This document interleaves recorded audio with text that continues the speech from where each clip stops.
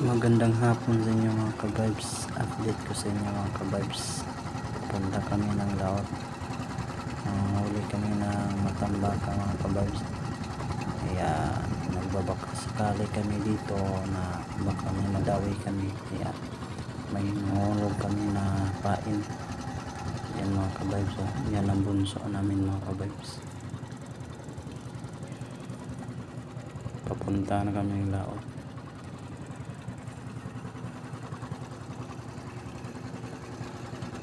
At ito na mga ka-vibes, habang pauwi na kami,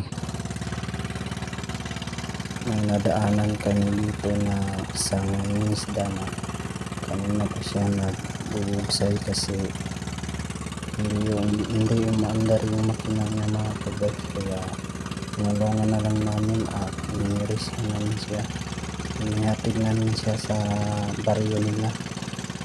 At binigyan naman niya kami ng gasolina mga ka-vibes. Wala na din kami ng gasolina para pangatid namin sa kanyang baryo. Kaya at ito mga ka-vibes, mamaya pakikita ko sa inyo. Napakaawa ng tao nito. Kaya pare-pareho tayong mangingisda.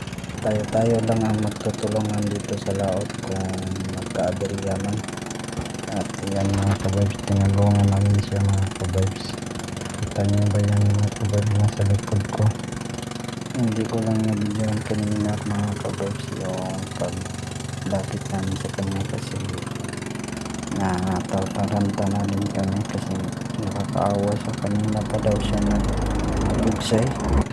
At ito mga ka-vibes, pagkatapos namin siyang inihatid sa kanyang baryo, nakauwi na din kami. Ito mga ka-vibes, ito ang huli namin na matambaka mga ka-vibes. Nagjo-joke na yung bunso namin Ayan mga ka-vibes first pa. Napakasarap nito mga ka-vibes. So yan lang mga ka-vibes, update ko sa inyo. At salamat po sa inyong lahat sa walang sawang sa pagsuporta sa aming mga video mga ka-vibes. At yan mga ka-vibes ang lahat ng huli namin na matambaka. First na first pa talaga. Sarap nito sa tinula at inihaw, prito.